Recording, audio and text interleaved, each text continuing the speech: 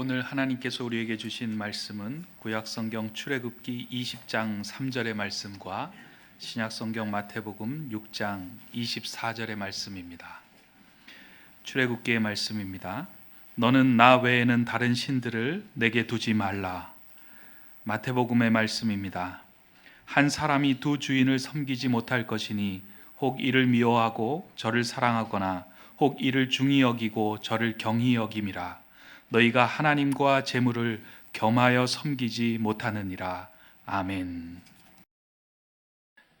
우리는 지난주부터 이제 십계명 같이 깊이 생각을 해보고 있는데, 지난주에는 십계명의 개관적인 말씀을 같이 나누었습니다. 십계명을 주신 의미는, 십계명은 딱딱한 법문이 아니라 우리 인생의 모든 생사고락을 다 겪고 난 후에 우리의 삶을 모두 내놓게 하는 하나님의 사랑의 글귀다라고 하는 말씀을 여러분들에게 드렸습니다. 그 마음을 우리가 늘 이제 그 마음속에 두고 오늘 첫 계명을 우리가 같이 생각해 보면 좋겠습니다. 오늘은 십계명의 제1계명입니다. 출애굽기 20장 3절에 있는 말씀인데, 우리 같이 이 말씀을 봤으면 좋겠습니다. 굉장히 몇 단어 안 되는 짧은 한 문장인데, 그래도 우리 신앙생활의 가장 기본이 되는 그 십계명의 첫 계명입니다. 우리 같이 한번 읽어보겠습니다. 너는 나 외에는 다른 신들을 내게 두지 말라. 자, 이게 우리에게 어떤 의미의 말씀인가 하는 것을 같이 생각해 보려고 합니다. 저는 우리 집에서 둘째입니다. 저희 이제 형제가 셋인데, 형이 있고요. 그 다음에 이제 제가 있고 여동생이 있습니다. 그래서 이남 일녀 중에 이제 중간인데, 형하고 대각하면서 싸우기도 많이 하면서 이제 지금까지 이제 성장할 때 이제 컸는데, 저 형이 자꾸 그래요. 너는 모른다, 너는 모른다. 그 장남의 무게라고 하는 게 있는 것 같아요. 이게 이제 요즘은 그런 게 많이 없어졌고, 또 이제 각 젊은 분들이 이제 하나 혹은 둘 이렇게 이제 낳고 키우지만은, 예전에는 어디 그랬습니까? 대개 5, 6, 뭐 7, 8 뭐 그렇게 이제 형제를 낳고 키울 때에 그 장남이 갖게 되는 그 무게라고 하는 것은 이제 뭐 상상할 수 없는 거겠죠. 저는 둘째인데, 평생 이 둘째는 나이가 이렇게 먹고 철이 들었다고 해도 그 장남의 그 심적 무게를 잘 알지 못합니다. 그러니까 저 형이 자꾸만 놀리는 거예요. 너는 모른다, 너는 모른다. 그래서 자기는 이제 장남이라고 이제 하는 거죠. 참고로 저희 형과 저의 나이 차이는 1살입니다. 근데 그런데도 그게 이제 잘 느껴지지를 이제 않는 거예요. 모든 형제가, 저는 각자 크면은 각자 사는 줄 알았습니다. 형은 형대로 살고 나는 나대로 살고 동생은 동생대로 사는 것 아닌가라고 생각을 하지만, 형의 생각은 이제 그런 게 아니죠. 부모님에 대한 마음과 동생들에 대한 마음이 각별합니다. 우리가 흔히 이렇게 형제를 보면은 첫째가 둘째를 잘 보살피고, 둘째는 셋째를 보살피고, 셋째는 넷째를 보살피고, 넷째는 다섯째를 보살피고, 그러지 않죠? 그렇지 않습니다. 그냥 둘째, 셋째, 넷째 다 각기 살고, 그냥 장남이 둘째도 보살피고 셋째도 보살피고 넷째도 보살피고 하는 것이 대부분의 정서입니다. 그런 의미에서 이 장남이 갖게 되는 이 정서적 무게는 굉장히 중요하고 무겁다라고 볼 수가 있죠. 십계명도 1계명이 그런 의미입니다. 1계명에서 10계명까지 10개의 계명은 각기 다른 것이 아니라, 적어도 첫 번째 계명인 이 첫 번째 1계명은 두 번째 계명부터 10번째 계명에 있는 그 뒤따르는 계명을 다 아우르고 있다라고 하는 것입니다. 종교개혁자 마틴 루터는 이 10계명을 첫 계명을 첫 계명 이상의 계명이다라고 이야기를 합니다.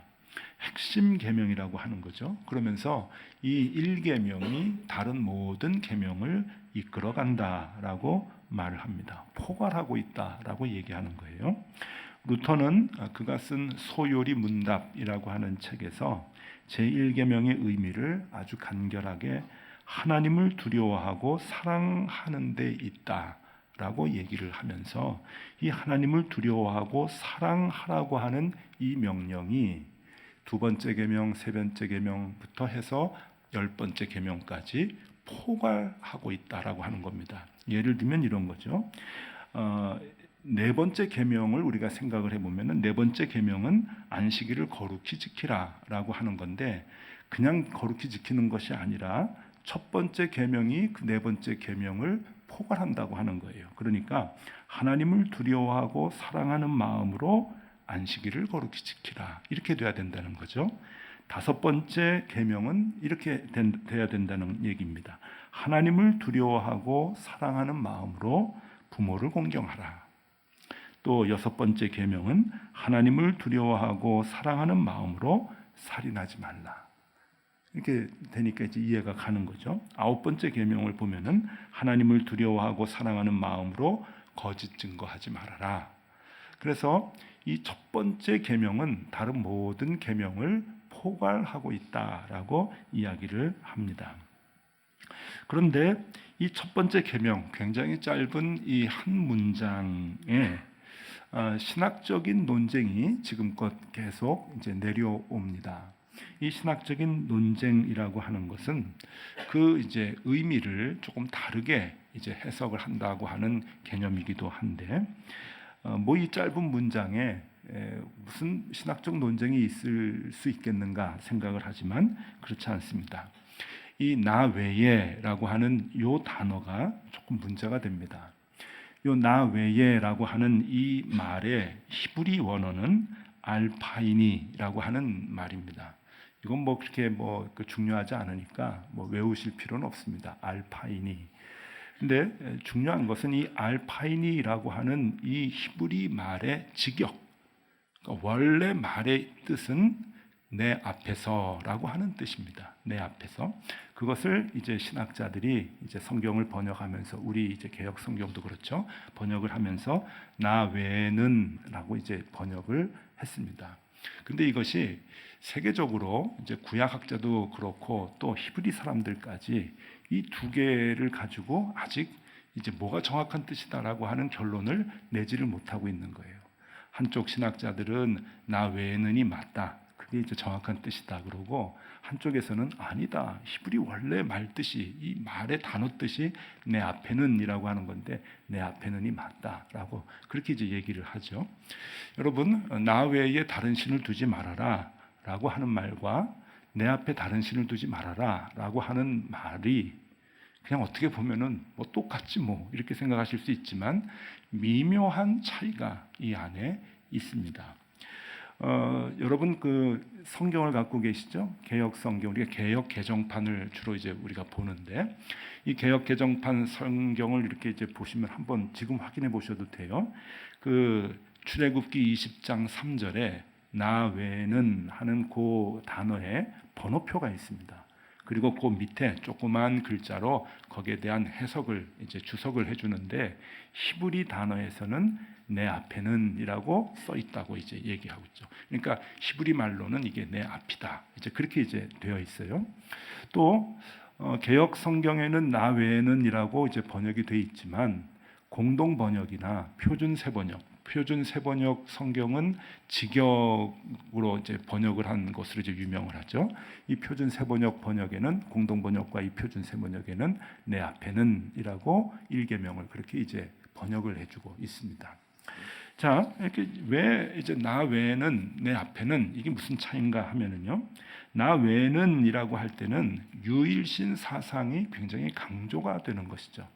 그러니까 그 옛날 이제 히브리 사람들이 이 십계명을 받을 그때에는 고대 중동 지역에 사람들의 그 종교적 문화가 다신 신이었습니다. 그러니까 다신론적 신관을 가지고 있었죠. 여기도 신이 있고 저기도 신이 있고. 그러니까 이제 토테미즘이기 때문에 이쪽 산에도 신이 있고 저쪽 강에도 신이 있고 바다에도 신이 있고 모든 게 이제 신이었죠. 그런 여기저기에서 이렇게 섬기는 그 신들 가운데 이제 다른 신들은 없다. 하나님만이 신이다라고 하는 유일신을 요구하셨다라고 하는 것이죠. 그러니까 그 당시에 하나님이 이스라엘 백성에게 유일신을 주장을 하신 것은 유대인들 입장에서 봤을 때, 그러니까 애굽에서 살다가 이제 가나안으로 가게 되는 유대인들 입장에서는 봤을 때 매우 쫓아가기가 힘든 거진 도발적인 요구였다라고 볼 수가 있습니다. 완전히 그냥 개념에도 없었던 그 요구를 하나님이 하시는 거다. 정말 쫓아가기 힘든, 들어드리기 힘든 요구를 하나님이 하셨다. 상식밖에 요구를 하셨다라고 볼 수가 있는 거죠. 다른 신 없다. 너희들이 생각했던 다른 신, 이 산에 있던 신, 저 강에 있던 신 없어. 나만 신이야. 그러니까 나만 섬겨야 돼. 라고 하나님이 선언을 하시는 거기 때문에 이스라엘 백성들은 굉장히 놀랄 수밖에 없는 거죠. 그런데 우리는 그냥 이제 우리 성경의 번역이 나 외에는이라고 이제 그 번역이 되어 있고 또 지금까지 교회에서 오래도록 성경을 배워오신 분은 하나님은 유일신이다, 유일신이다 이제 그러니까 그러려니 이제 하는데 이 유일신 사상이 장점일 수도 있지만 여러분 단점도 있습니다. 이스라엘 백성들이 이제 이 유일신 사상을 가지고 가나안에 들어갈 때 하나님의 그 유일신 사상으로 인해서 가나안에 있는 모든 다른 신을 섬기는 사람을 싹 멸절을 합니다. 아이들까지 다 멸절해, 동물들까지 하나님 그렇게 이제 명령하셨다. 이제 그러는 거죠. 조금 이렇게 잔인성이 조금 있어요. 그래서 성경을 예전에 읽을 때, 아유 하나님이 꼭 그렇게까지 우리가 하나님 믿으면서 그럴 필요가 있는가 이렇게 생각도 이제 하죠. 그러니까 철저하게 유일신 사상을 이제 적용을 하는 겁니다. 이게 구약 성경뿐만이 아니고 역사에서도 나타나죠. 여러분 그 17세기, 18세기 기독교 국가들이 이제 식민지를 이제 만들려고 이제 확장을 할 때 제국주의 사상을 가지고 확장을 할 때 대부분 다 기독교 국가이지 않았습니까? 그때 뭐 동남아시아라든지 아프리카 그리고 남미 이런 지역에 가가지고 사람들을 다 죽이잖아요. 죽이고 그 지역의 문화를 말살시키고 특별히 문화라는 게 뭡니까? 종교. 그 지역의 종교들을 다 파괴하고 유일신인 여호와 하나님을 섬겨라라고 그렇게 이제 선언하고 선포하고 사람들을 지배하고 죽이고 하는 그러한 일들을 보면은 이 유일신 사상이라고 하는 것이 굉장히 무섭기도 합니다. 이스라엘 사람들의 그 팔레스틴 지역에서의 그 폭력, 물론 팔레스틴 지역이나 이슬람 사람들도 그동안 이스라엘 사람들에게 너무 당한 것이 많아서 폭력적이긴 하지만 이스라엘도 같이 폭력적이거든요. 대단하거든요. 그런 걸 보면서 이 유일신 사상이라고 하는 것이 참 무섭구나, 대단하구나 라고 하는 것을 느끼게 됩니다. 이게 나 외에라고 하는 이 단어에서부터 이제 파생이 되는 모습들이다 라고 볼 수가 있죠. 반면에 내 앞에라고 이제 해석을 하는 경우는 조금 융통성이 있습니다. 그러니까 이 내 앞에라고 하는 말은 하나님 앞에 서 있는 사람 사이라고 하는 뜻입니다. 우리가 하나님 앞에 예배하기 위해서 나아갈 때 하나님과 내 사이에 다른 신을 두지 말아라라고 하는 겁니다. 이러면 조금 그 뉘앙스가 다른 신에 대한 인정을 하나님께서 해주시는 거죠. 다만 우리가 하나님을 믿는 사람이라고 할 때 하나님을 믿는 하나님의 자녀로서 하나님 앞에 서 있을 때 하나님과 내 사이에 다른 것에 마음을 두는 신들을 두어서는 안 된다라고 하는 그러한 의미의 말씀인 것이죠. 조금 뉘앙스가 좀 다릅니다. 이 경계선에 서 있는 사람이 솔로몬이에요. 솔로몬. 그러니까 이것을 어떻게 해석하느냐에 따라서 솔로몬에 대한 평가가 달라질 수가 있습니다. 솔로몬은 처음엔 하나님을 잘 섬기다가 나중에 이제 결혼을 많이 해서 아내를 많이 두었죠. 결혼이라고 하는 게 뭡니까? 주변 국가와 정략적인 결혼을 하는 거예요. 그게 정치죠. 그래서 공주들하고 이제 결혼을 해서 그런 이제 아내들을 많이 둡니다.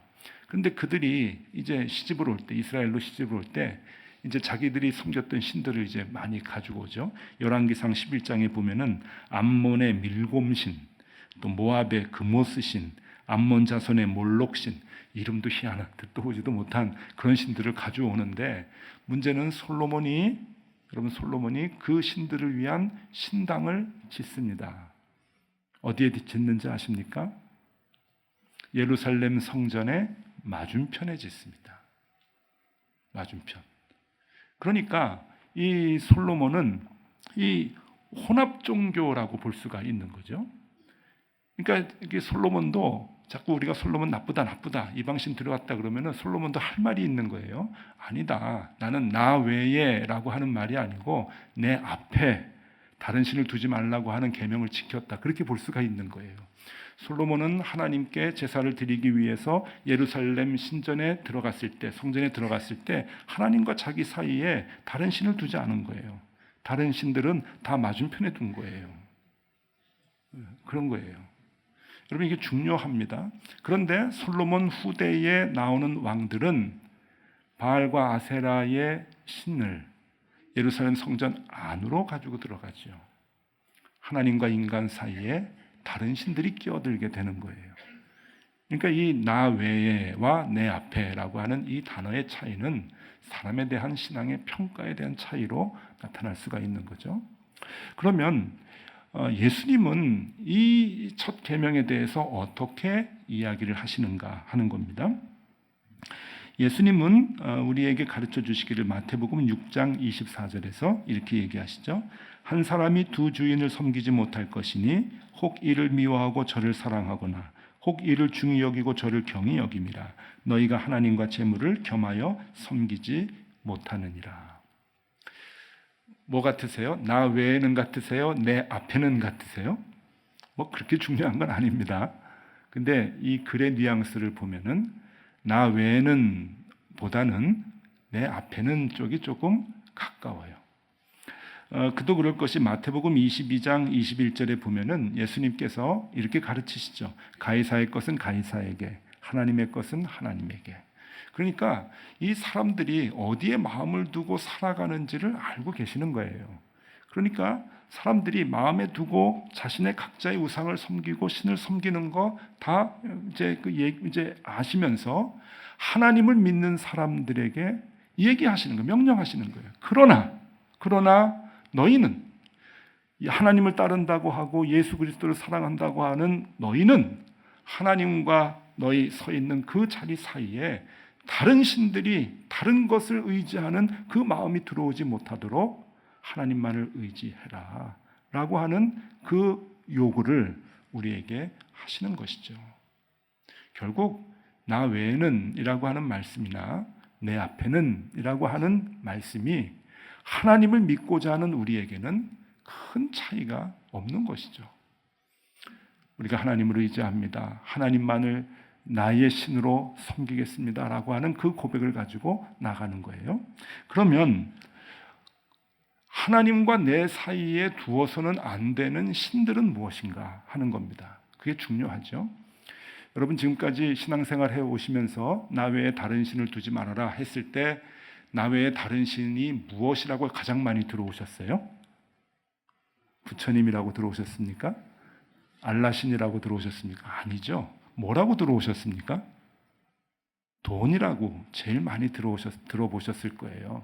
그러니까 지금은 우리에게 신이 되는 것은 돈이다. 또 자녀, 애들 하면 또 애들이다. 그게 우리의 우상이다. 이제 그러니까 하나님보다 돈을 더 사랑하면 안 되고 하나님보다 다른 걸 더 사랑하면 안 된다. 그것이 이 시대의 우리의 우상이다라고 하는 이야기를 가장 많이 들어오셨을 겁니다. 주님도 하나님과 재물을 겸하여 섬기지 못한다라고 얘기하면서 예전이나 지금이나 사람들이 돈을 사랑하기 때문에 이 돈 때문에 하나님을 버리는 경우가 왕왕 있음을 간접적으로 얘기를 해주고 있죠. 그런데 정말 우리 솔직하게 좀 얘기해 보십시다.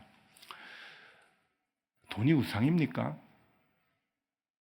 적어도 세상 사람들은 모르지만 우리 하나님을 쫓아서 산다고 하는 우리들에게 정말 돈이 하나님을 제껴놓고 그렇게 사랑하고 쫓아갈 만한 우상인가?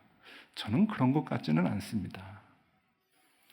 저는 지금까지 신앙생활 하면서 목회하면서 많은 교인들 곁에서 이렇게 보고 지켜보고 그랬지만 돈이 적은 분이든 돈이 많은 분이든 돈이 그렇게 우상이 되어서 돈밖에 모르면서 신앙생활하는 사람들 사실 많이 보지 못했습니다.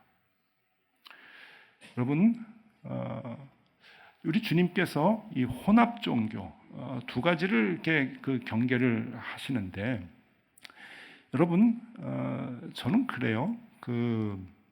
돈도 인정을 해야 된다고 봅니다. 저는 돈을 좋아할까요? 싫어할까요? 예, 좋아합니다. 맞추셨습니다. 근데 정답은 많이 좋아합니다. 돈이 좀 많았으면 좋겠고, 더 정확하게 표현하면 넉넉했으면 좋겠습니다. 돈 때문에 불편하지 않았으면 좋겠습니다. 제가 하나님을 믿는다고 돈을 우상시하고 참 더럽게 생각하고 늘 버릴까요? 그렇지 않습니다. 저도 돈을 간구하고 하나님께 돈 달라고 기도를 합니다. 그러면 나쁜 걸까요? 많은 분들이 목회자에게 기도를 부탁합니다. 사업 잘 되게 해주십시오. 말이 사업이지 그 뜻은 뭡니까? 돈을 좀 벌 수 있게 해주십시오. 그렇죠? 그 기도 부탁은 하나님 앞에서 나쁜 겁니까? 저는 그렇게 생각 안 합니다. 돈은 이 시대의 우상이기 때문에 하나님 앞에서 하나님을 섬기는 사람들은 돈을 다 버려야 됩니다 라고 얘기하면 버리시겠습니까? 여러분, 버리지 못합니다. 돈은 소중한 거죠. 돈이 있어야 생활을 하고 돈이 있어야 많은 일들을 감당할 수가 있는 것이죠. 그래서 교회에서 돈이 우상입니다. 돈 사랑하면 안 됩니다. 자꾸 얘기하면 그것은 그렇게 신뢰가 있는 얘기가 아닙니다. 왜? 교회가 돈을 더 좋아하거든요. 돈을 버리라 라고 얘기하면서 그 수혜를 제일 많이 본 곳은 교회일 겁니다. 교인들이 버리면, 그 말 듣고 순진하게 버리면, 헌금하면 교회가 다 걷어들이죠. 그러니까 여러분, 우리가 지금까지 들어왔던 이 우상이 돈일까라고 하는 그 생각보다 다른 생각을 조금 해야 됩니다. 오늘 이것이 이제 가장 주된 말씀인데, 너희는 나 외에 다른 신을 두지 말아라 라고 할 때, 나 외에 다른 신이라고 하는 것이 무엇일까? 이 문제를 새롭게 우리에게 풀어주는 한 사람이 있는데, 13세기에 활동했던 신학자요, 철학자요, 법학자였던, 이름은 다 아실 것입니다. 토마스 아퀴나스라고 하는 사람입니다. 13세기 이탈리아에서 활동했던 아주 유명한 이제 신학자인데, 이분이 유명한 이유는 처음으로 신학 사전이라고 하는 것을 출판을 했어요. 신학 대전이라고 하는. 그러니까 그때까지, 그러니까 교회가 생기고 그때까지 1200년 뭐 이렇게 지나면서 13세기가 될 때까지 이 많은 신학적인 그 이야기들을 집대성해가지고 이제 정리를 했던 사람이 토마스 아퀴나스인데, 이 토마스 아퀴나스가 그 신학 대전이라고 하는 데서 이제 법에 대한 이야기를 하는데, 이 법을 세 가지로 정리를 합니다. 세 가지. 첫 번째는 인간법이라고 하는 거예요. 그러니까 사람들이 만들어서 사용을 하는 법이죠. 여러분, 이제 공동체가 있으면 규정, 법이라고 하는 게 있지 않습니까? 우리 교회도 내규, 뭐 규정 이런 게 있어가지고 이 공동체가 질서 있게 움직이기 위해서는 이제 법이라는 걸 만들죠. 사람 사는 사회가 다 그렇잖아요. 우리 대한민국도 그렇고 법이라는 게 있어요. 그래서 그 법을 만들어서 질서를 지켜나가면서 살아가는 거예요. 어기면은 형벌을 주고 벌을 주고, 잘하면 또 칭찬도 해주고 이제 그러는 거죠. 그런데 이 첫 번째 이 인간법, 그러니까 실정법으로 얘기할 수도 있고 사회법이라고도 바꿔서 얘기할 수 있겠죠. 근데 이 두 번째 법은 무엇인가 하면은 자연법이라고 얘기합니다. 자연법. 이 자연법은 여러분, 이 자연이 돌아가는 게 아주 섬세한 규칙, 법에 의해서 돌아가는 거예요. 여러분, 오늘도 이제 영하 9도입니다. 왜 이렇게 추운지 모르겠어요. 주일마다. 어저께까지는 따뜻해가지고 참 좋았는데 또 추워져가지고 교회 학교 하는데 이게 또 춥네. 이제 그걸 걱정을 하게 되는데, 여러분, 우리가 주님 오실 때까지 계속 영하 10도, 20도 이렇게 생활하는 거 아니죠? 영하 10도, 영하 20도도 견딜 수 있는 거는 이제 2월 말이 되고 3월 초가 되면 꽃이 피는 거예요. 날이 따뜻해져 가지고 또 봄이 오고, 또 여름이 되면은 굉장히 무더워 가지고 또 가을을 기다리게 되고, 이게 아주 섬세하게 정확하게 이루어지는 자연법이잖아요. 이런 자연법이 있기 때문에 우리는 그 자연법에 순응을 하면서 살아가요. 그래서 토마스 아퀴나스는 이 자연법은 인간의 법을 지배한다라고 얘기합니다. 그러니까 이 자연법이 인간법 위에 있는 거예요. 이 자연법을 토대로 해서 인간의 법들이 이제 만들어지는 거죠. 여러분, 예를 들어서 청소년들이 범죄하면은 벌을 좀 가볍게 주잖아요. 그게 왜 그래요? 형평이 틀리잖아요. 어른들하고 똑같이 줘야지. 똑같은 범죄인데. 근데 자연법이 위에 있기 때문에 그런 거예요. 아이들은 아직 미숙하니까 똑같은 범죄를 지어도 아이들의 형벌은 낮춰주거나 용서해주거나 그러는 것은 바로 인간법 위에 자연법이라고 하는 게 있기 때문에 이제 그런 거죠. 그래서 이거 두 번째가 이제 자연법인데, 세 번째 법은 하나님의 법이라고 얘기합니다. 하나님의 법도 역시 마찬가지로 인간법과 자연법 위에 있다고 얘기하는 거예요. 그래서 하나님의 법은 그 인간법과 자연법을 포괄하고 있다라고 얘기하는 거죠. 근데 이게 중요해요. 하나님의 법이 인간법, 자연법 위에 있다라고 하는 것을 잘못 이해하게 되면은 이제 어느 교회 같이 그 공공 이 땅을 교회가 다 차지해가지고 하나님 법이 위에 있다, 그래가지고 사회법을 다 무시하고 이제 그러는데, 그런 게 아니라 이 하나님의 법이라고 하는 것이 우리의 삶을 해석해 준다고 하는 의미인 거예요. 여러분, 살아가면서 우리가 이해가 안 되는 일들이 많이 있습니다. 상황과 사건들이 벌어지죠. 인간법으로 이해가 안 되고 해결이 안 되는 것들, 자연법으로도 해결이 안 되는 일들이 있습니다. 그런 것들이 하나님을 믿는 하나님의 법으로 해석이 되고 이해가 된다고 하는 거예요.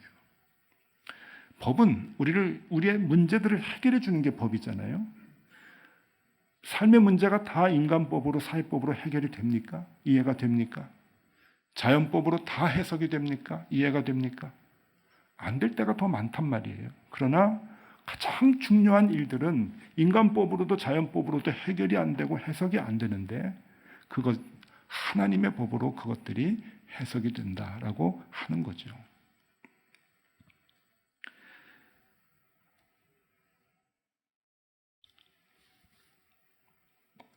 저희 어머니는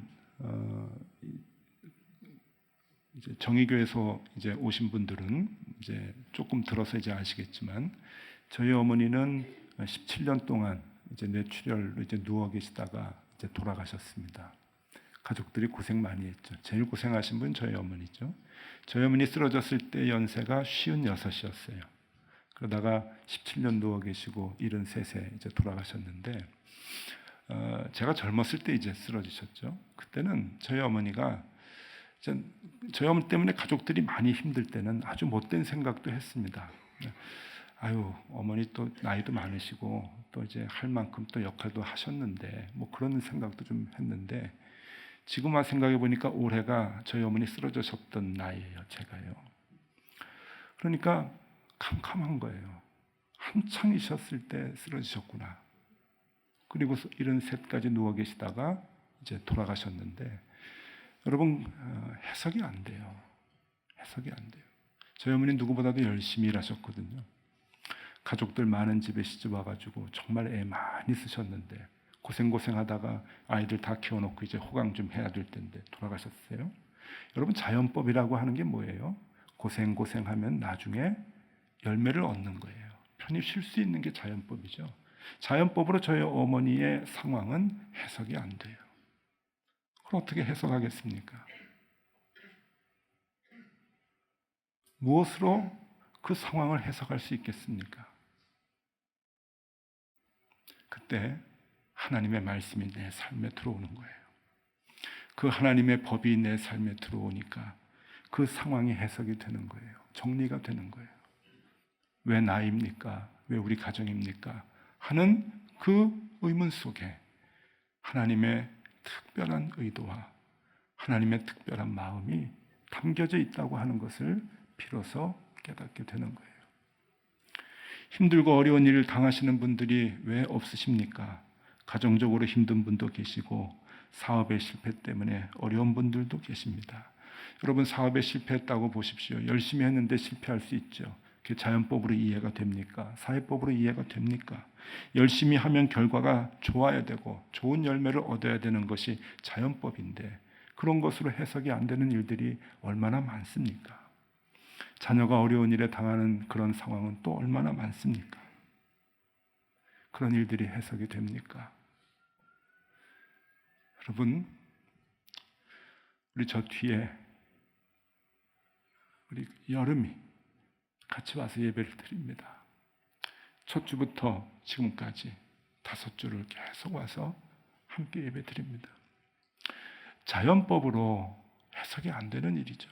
자연법은 여름이 나이에는 뛰어야 됩니다. 저렇게 자고 있으면 안 됩니다. 중학교 들어가가지고 배워야 되고 볼을 차고 놀아야 됩니다. 이 자연법으로도 해석이 안 되는 일을 우리가 어떻게 해석할 수 있겠어요? 그때 하나님의 말씀이 우리에게 들어오는 거예요.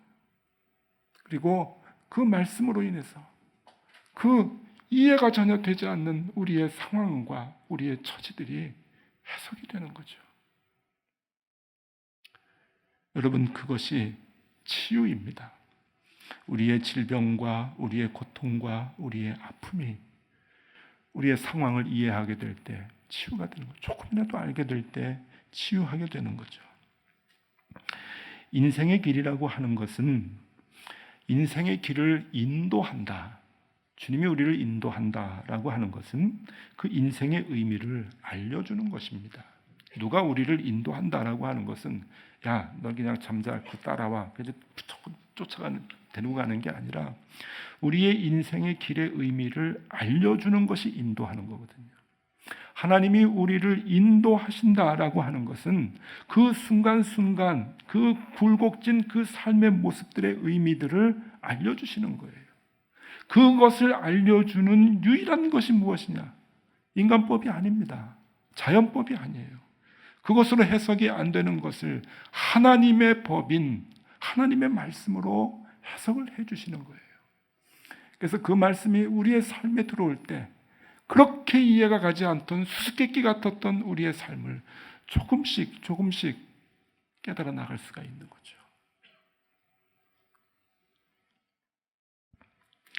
우리의 인생을 인도하시는 유일한 분. 그래서 우여곡절 끝에 출애굽과 홍해를 건너게 하신 후에 하나님께서는 계명을 주십니다. 법을 주시는 거예요. 그만큼 그분은 우리를 사랑하시기 때문에 우리의 삶 전체를 이끄시고 끌어안으시고 우리를 인도해 주시는 것이죠. 결국 하나님의 계명이 우리에게 들어왔을 때 우리는 비로소 우리의 삶을 알게 되는 겁니다. 이해하게 되고 깨닫게 되고 주님께서 갖고 계시는 그 우리의 삶에 대한 의미를 우리가 느낄 수 있게 되는 것이죠. 하나님은 우리를 사랑하십니다.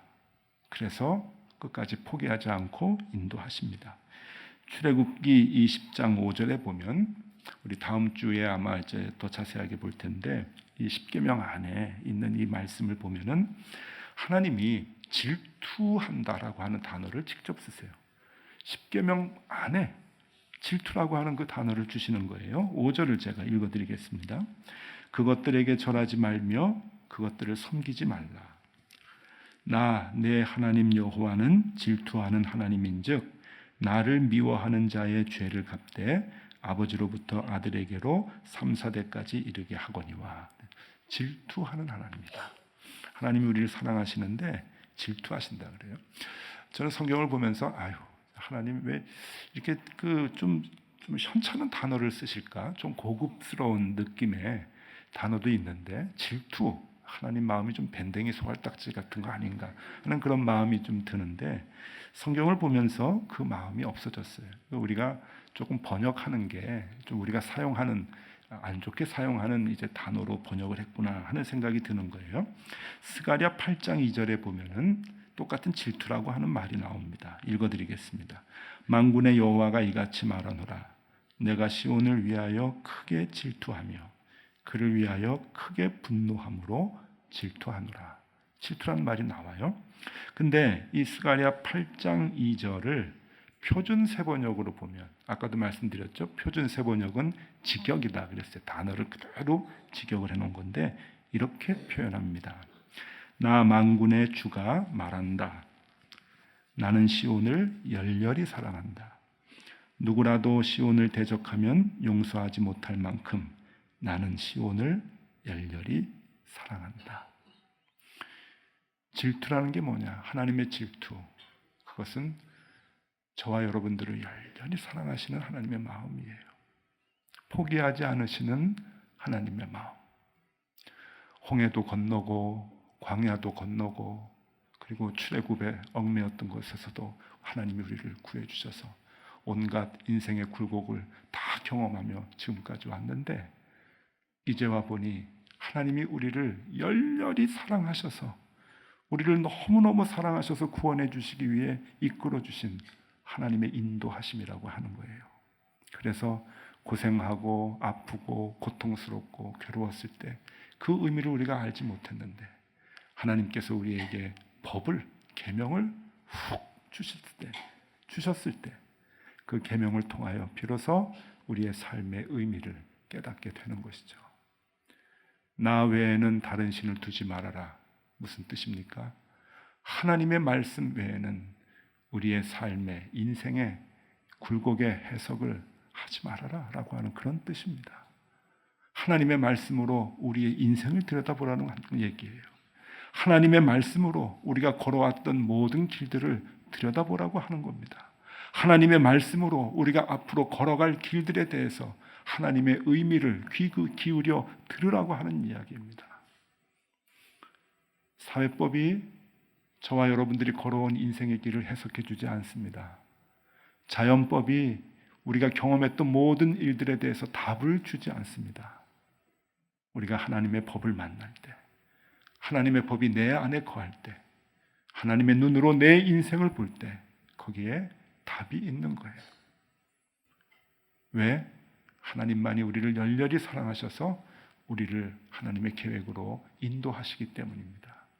그 하나님을 섬기라는 거예요. 그 하나님을 쫓아가라는 거예요. 그 하나님과 내 사이에 다른 것들을 배제하라는 겁니다. 우리의 인생을 해석할 만한 다른 것들을 다 배제하라는 거예요. 그 하나님을 쫓아가서 하나님의 기쁨이 되는 우리의 삶이 되었으면 좋겠습니다. 기도하겠습니다. 하나님의 계명을 놓고 우리의 인생을 들여다봅니다. 언제나 하나님의 마음으로 내 인생을 해석하게 하여 주시옵소서. 주께서 더 없는 사랑으로 나를 인도하심을 보게 하시고 이해가 되지 않는 사건과 상황 속에서도 주님을 놓지 않게 하여 주시옵소서. 예수 그리스도의 이름으로 기도드리옵나이다. 아멘.